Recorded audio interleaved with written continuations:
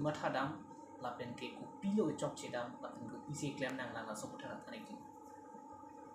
Lasso bang nili ramen dan nili mungki bom no la pen ke nili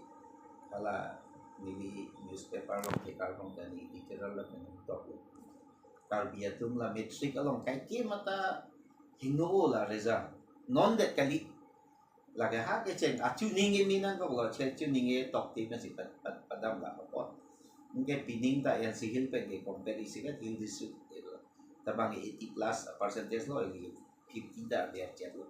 49 na mungkin Veskar biar lo la ta 42 na lasi ili tum ka bear pen si kai ta indeng si hini ke thong isi bang ke kali si ta bear pen si indeng ini ke thong a plik la sona na si kai ta ke tu attack pen ko bang ili tum ke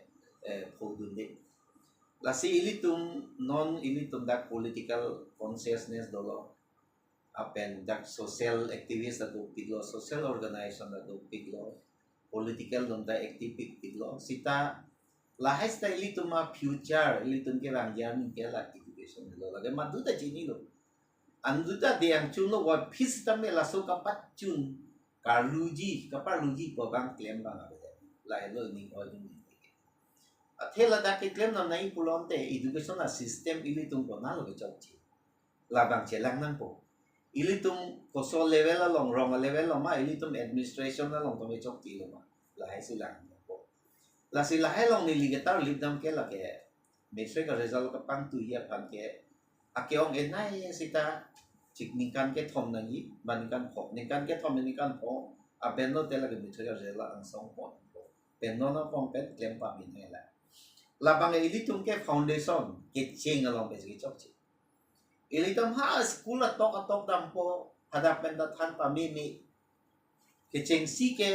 nilige teacher against bolage pudam kali sita ke ong du ma teacher to me thang lu chi thang regular da proxy teacher ko alang farman ko mami pan hajara chipo yang suri ni suri ke thom na ki pi la ni s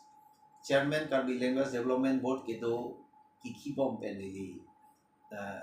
hala sohot ni school penang visit dam lo penang ni long lo la so se dam lo la si la so ahormu hadak pen foundation penang cheng chete cheklang le ben hala lo teacher lo isi ke teacher ta dai do lo isi bangga parents to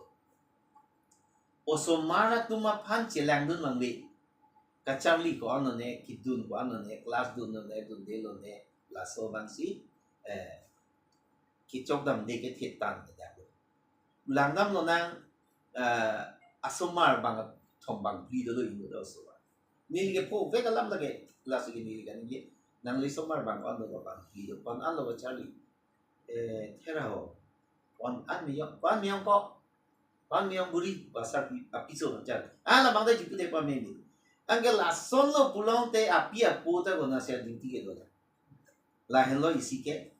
la pen isi bang ada ili tum ke lang chali ke to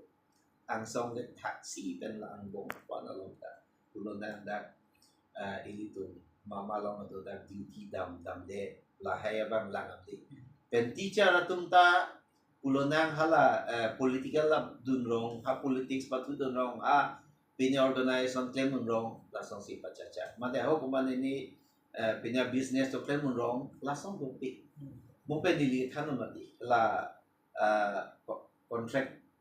pidet po ina ta okay suri ke thom la ta chi ko yon ti jon ni pi pe ya ke da do ni di phan na che complain na nang than thati sa nang than ti ta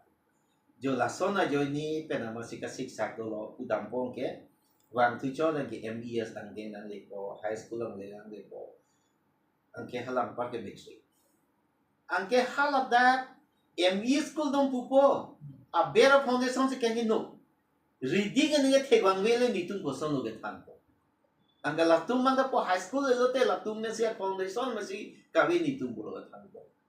jo la sik ki cheng be isi ke la lo a ben isi bang ke la da LP school chachelo lower primary chachelo non la da dam lo nang ME school high school la da along ta pilo ba cheman thu teacher tum headmaster tum dam teacher tum dam le la da same lo pulau na ho atok non halang lokso pulau na ba ho lapena berha sambil langso puna ho pu haurag ha tanat punoi ha tena rong na punoi penang ati cara nun difusi tu la tu ni sedang mau la tu mau bicara mau nursing na po la so longa ke kelang cari na ya officer tu la tu ta sedang mau la tu hana du tholo ko pi polo nang tu sedang de cekle mang le oh ni tu ko song le ni tu ma phan ke padam ya phan isiawar sai nang pipe ni tu da salary wan ma ke long la han la te tu ne piso ni so ne am chala kan ko ang ni tu han gari ya we DA we a DA bang ga phela lam lo to DA nge nang pini to DA pusita me la ke dam kilometer wise ane kali sita chipo yon pen fix suri pho ba suri ke bak ni tum han ba suri pho we tame nang pia son ni tum school tin hungri dan la pe si amasi langdam bang we de ramat onanat ma ke nona bang ke pining bang penang na hinu achuning metric inut bahini ke pas school lo da pining zero nil na lasi lason la po masi la ke inut parideng hitra council pen cari pam mane langdun pam me lang cari dun pam me kali pulonte la ke nang kisum lo pen la improve un elo la penona tengsi political la na supat hecho majo political party no ni la phalagi jong dam de pulunang don den dong li charai nang ji tet a son bang a so nang chu tanglo Karbi tunga rai ta we tanglo power nang pon bom lo pena petri pura nang cheman po ang si tin organization ta ningji pride seta la pena dikla education nang ka via jo ni non ilitum la so yo ni ilitum Karbi atum competition exam nong ta lunde la so consciousness kari pena di Karbi tum la education la jo ni penang sum hala so na bang la tu ti hala helo kenang so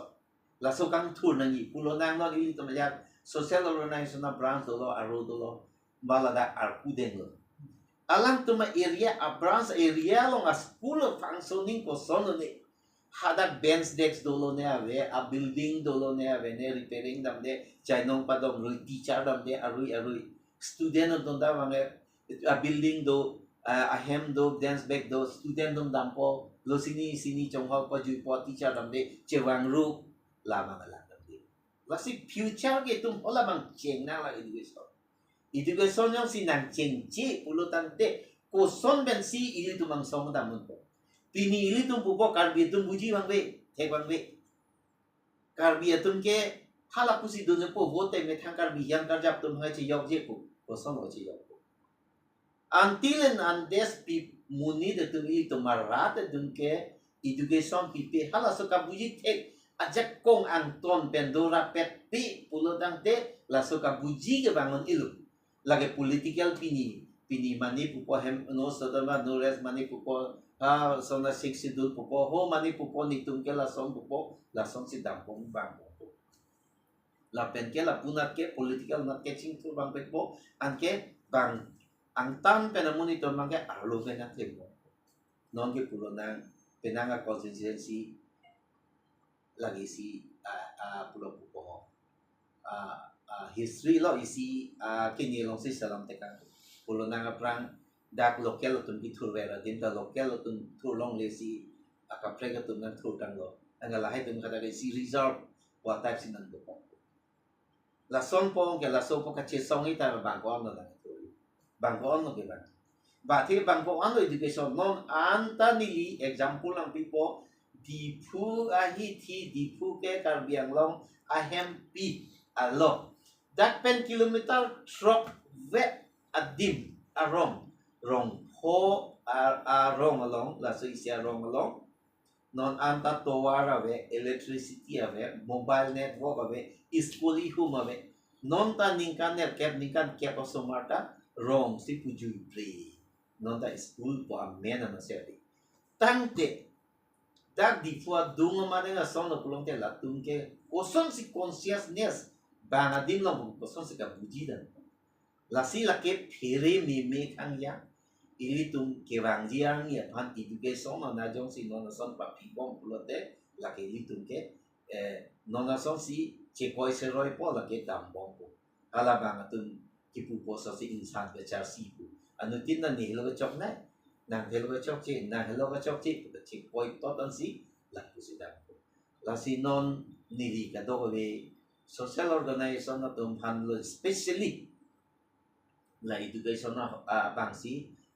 RDP na ji so na taxi political majong ruling na tum han ang song kana official level man kosong sa bera control kosong si teacher tum ane control lunji lahe man kane pulunang teacher tum han asi tin rong single school teacher tum han ta abega lo tum la pensi pathi de election na lo RDP po economic census po census lo lahe to pala tum si to po ang la tum ni kya ko damate ni ingkoi thong kya ke ham do po ang akoi ga la pu la te si do lo apa di si ke da eli tum Karbi government school ng best of the best po sila select pulo ng DLED ng G angke atet ng G po sita Rizal bangke whole private ato nonta 49%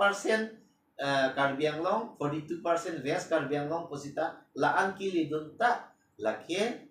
niya chok la private school tum ke ong dun kasi laan ka chok pwede government school ke laan ke la si jo la hai tu ngama thadam nang asom ti open ni ko mo ichi education environment ke bat ki ake ke tando pulo nang isi ke competition ka do pigil tu mo ko pene dance competition beauty contest tong hawara la son festa ho la to ke bui ruji la son extra do piglo musical night tang ho fashion show tang ho longko an se te pini essay competition bangko an se non pini lason education na puta kachale puta competition di longkon na litum da la hala so na ge dunde pen mo bichit ta chitu dun wange hala fashion so long to get playing pubji music pene no na ni ke cultural night do cultural learning with ke chip festival long youth festival long ilitum te long dak pendang lo de la pu sita ilitum ko daksi education ma laso bang claim na de lasi la helong nilipupi fashion show binang ne music kini binang ne asong nai binang ne pupi dance competition singing competition binang ne binang halai ta sita education of hang aphit chiwar chora bang claim nang ni nilget da bang si ipda lasi non la helong jong si litum lang de de penap dike bangi Karbi Anglong ni tingku segala lasi political the consciousness doning political consciousness api pulutante ilitum ke mu penapili tun akhai ke renia phachichi ne angke political consciousness ke bahi ko na education base bahi ilitum mun education na be to na consciousness ke bangko wrong tum nam pola mobile oprai gripo la mobile on pi mak ber thap ber pru an thing hala affect ka be pino ko pilon de reality chi ne pin po la ninje do na han kali ni kalang pet share dun apa la mobile sila ang kala mobile da pulo nang student na to berong ta online na phan pura pinan ko online pen na phan da google pen akera pen mate ko pine search engine ka prek pen ra knowledge of han ke langji click pen ke langji ko bangawi sita hala ke langi facebook YouTube lun kan YouTube long bakta hala education na bang langli jo laso environment laso larletik ang tonten public chelar nang po kusumara dia po chelar nang po kecheng sike mama ruling halang song pen la ber lan lang lik po te ka biang long ke kaching thuri ko bang siksa ji la lo di asar non jasmet ke schools ta dopik lo government schools ta impupik lo ki ong thiong si pena am ke non kaching kier thu wang dengan lo la sila so along la aning puden pena pista mi ki pasar li ke pam mi senje han non council tum ko pilo ke claim ni ke ching si na nili ke la non non ke claim ni bang ke council pena bang ke cheng si is no di la ke ne elementary education office no la tum han pe cheng se secretary by ki le ko secretary in charge education ba lower education ba higher la tum si la concerning department ko just officer man pe activate officer man pe activate nang po la tum han at arni wang kosong si pahungri tami ma arui tin report ng pachipipo laso ka report community isya sel lo na laso long pendesian ke latum hanta laso tie panabang isi thik nan ko pendek ke latuma bang ke claim na teacher atum halam main ke non pantek na ko duty ke chedam dia teacher atok to man geni ke dam desi kita laso teacher atum la contractual proxy teacher mang pavir nan ko la hello ke cheng sige laso taksian ke government pen along la education awareness la sobang pinang ko la sila bang sincerely claim play kulong te cheplang play la sila hay ni iti proposal pilo kene kiba Andhra Pradesh non get Telangana lo sidang one day Matram Foundation ada isi NGO lo hala dak non la tumhan ke lidam si nilgi isi example sih ke jog dam no latuma pilo klem hada government school ke dunwang bedek no kaching hap position no asam anda sukses si ke ba private school amat halatum Vande Mataram Foundation to bang isi latum bang lo la leader no ni dijemput bang na saji pun dili panang putih amase latuma ke penangan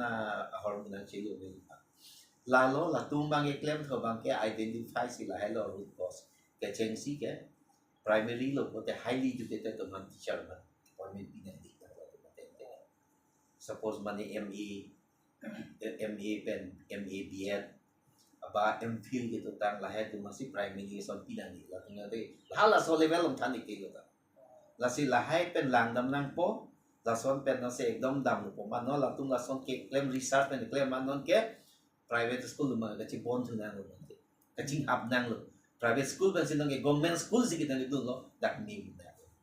jo la no la son si iti dak la be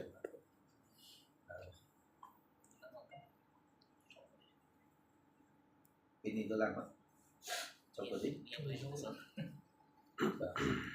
Sir, non labang kapar